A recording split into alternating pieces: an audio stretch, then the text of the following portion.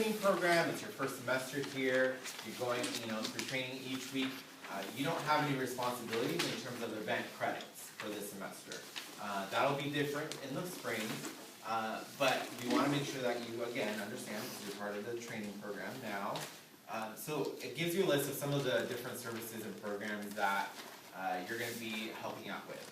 So some of these may be, for example, the research symposium, where you might help be a greeter or be a directional, and welcoming people to our campus and just greeting them, being that face of the university, being the official student representative of SDSU.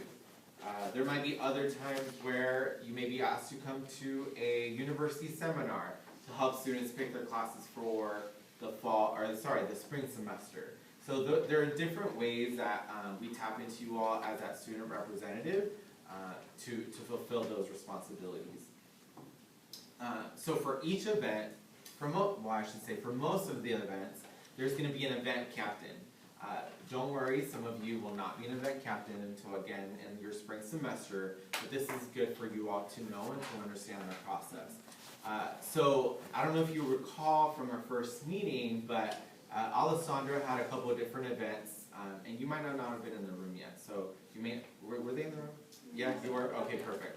I can't remember, that was only last week. So there's going to be different events that happen throughout the week that we get requests to have ambassadors at. And she's going to make announcements to fill those, and she's going to designate an event captain. So on the event captain sheet, there's going to be all sorts of information. So there's going to be contact info, there's going to be the names of the ambassadors that are going to be working that event, a description of what probably you're going to be doing, and that event captain is going to be responsible for a couple of different things. So Natalie, what are some of the things that an event captain would be responsible for? So basically, it depends on the event, but in some events, you have a contact person. So it'll say on the event captain sheet, but if you do have a contact person, you would have to contact them 24 hours in advance just to ask them, okay, where do we meet, what do we wear, stuff of that sort. But for every event, you definitely have to contact all the other ambassadors that are working the event 24 hours in advance, and you would tell them what type of attire, so whether it's tour attire or formal attire. You'd have to tell them what time you're meeting, where you're meeting, and yeah, all of that would be at least 24 hours before the event. And then after the event happens, you have to turn in that event captain sheet a week, at most a week after the event happens. If you don't turn it in by that time, the event won't count and the people involved won't get the event credits. So make sure you do that. And then also you would put any feedback you have. So if someone was late to the event, you would put that. If, let's say, you're giving a prospective student center tour and they were being rude to you or something, you would write that. Or if it was a really good group, you would say, oh, a great group, I hope they come back, stuff like that. But that's about it. Yeah. No, that was really good. Yeah, so as Natalie mentioned, there are going to be different types of events, and again, you're going to learn this as you go through the training program this year.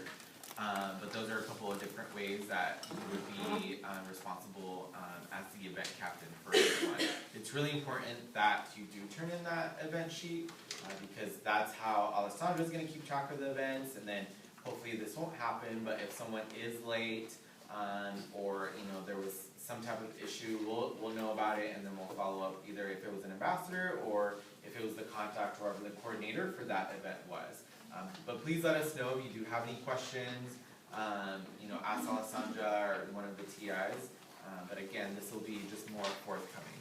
Yeah, another thing I didn't mention, and I was kind of confused about this as a rookie, is turning it in. So where you would go, have you all been in the office yet or not? No? Okay, well, for those of you who have, where Alessandra's desk is. So there's a black container that has a red ribbon on her desk, and that's where you would turn in the event captain sheet. It's right there. Yeah, and we'll make sure if that location does change, because I know sometimes in the past goes by where you sign in for tour, we'll let you all know. But again, you don't have to worry about this in terms of the event, but you will want to start learning another hand in the back? No? Okay, cool. So the next thing that we wanted to go over is actually in your syllabus, and this will be really important that you all are paying attention because it can get a little bit confusing just to keep track of what we will do for your tour shadowing and for your tour assessment. So it's going to be on page 3 of your syllabus. And it's going to be under tour readiness assessment. So we're going to work backwards a little bit. So the first date that I want you to pay attention to is actually a timeline. It's going to be between October 24th and November 22nd. So that's when you all are going to be having an hour and a half tour assessment with a training instructor or one of the ambassador supervisors. So you'll want to keep those dates in mind. Here in the next couple minutes, we're going to have you all sign up for your tour assessment.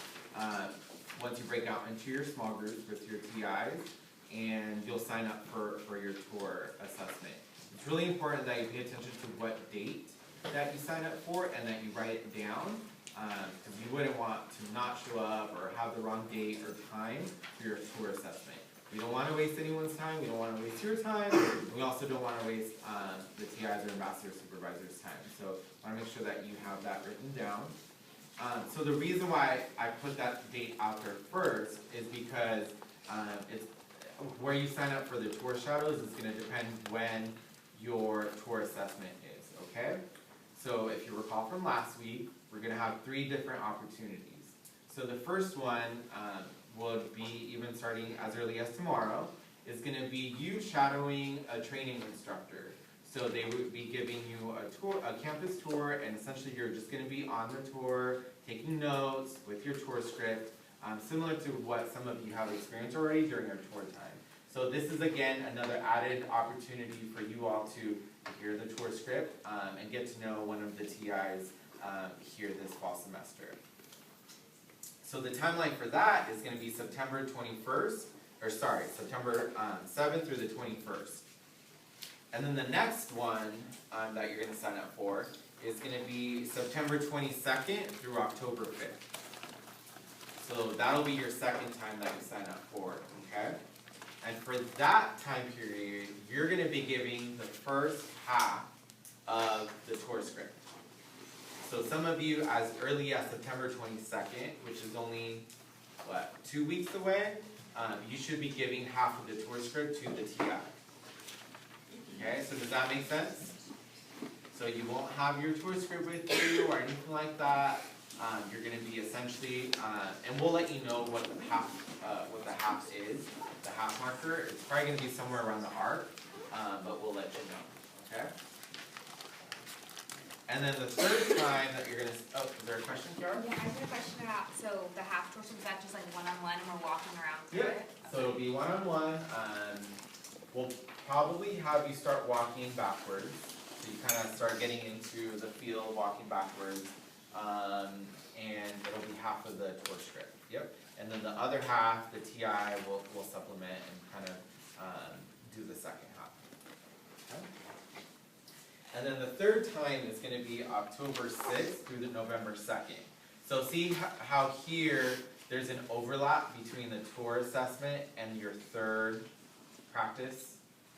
So you'll want to make sure that if you sign up for November 2nd, third time to shadow, this is actually the time where you're going to be actually giving your practice one, that you don't sign up for a October 31st tour assessment. Okay, does that make sense? Because then you're going to be doing your tour assessment before you do your practice one. Okay, so we're going to be double checking this, but I just wanted to make sure we were all on the same page. And if there are any questions or confusion, that we can talk those through. So does that make sense? Yeah? If it doesn't, please let me know and we can go over it again. Cool. So I'm not getting any no's, so that's good. So again, TIs, you're gonna be going with your small groups in just a little bit, and And then once you're done in your small group, you're gonna come back up here and first sign up for your tour assessment and then work your way backwards, okay? Yeah, Natalie? Did you also want to mention signing up for different, not your TI? Yes, For the thank shadows, you. yeah. So, as I mentioned, we want you all to go with a different person that, other than your TI. So you won't know who your tour assessment person is gonna be just yet. You'll find out the date of. But for the other ones, you wanna sign up with someone who's not your TI. So if you're in Natalie's group, you wanna make sure that you sign up with Javier, Alana, or Kat. So, and there'll be 3 different times for those, okay? And it's 3 different TIs for all 3 different shadows. Yes. So like for the first section is going to be one TI, the second section is going to be a different one, the third the same thing. Yep. Any questions? Yeah, Chantal? So which one am I signing up for right now? Are we signing up for all of them? You're gonna sign up for all of them today. Yeah, so you're gonna leave here with 4 different times that you signed up for. So again, you'll do this with your TI group. Yep.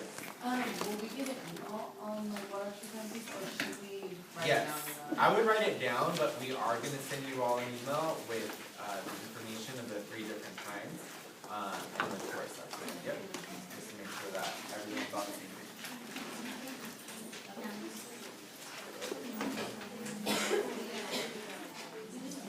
And I know I kind of skipped through this part, but again, going back to that 3rd time where you're shadowing, more so you're actually not shadowing, the TI is more shadowing you because you're going to be giving your practice tour assessment.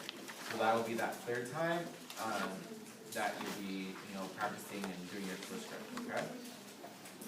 And again, we want to make sure that's why we were so, we were reiterating to go over your tour script from last week, so you kind of have that covered over the next few weeks. Definitely utilize one another to go out on your practice, because it's really important. If you don't have someone's number that's next to you or in your TI group, definitely do that. There'll be also opportunities for you to do that in your groups today as well. Yeah, Kimberly?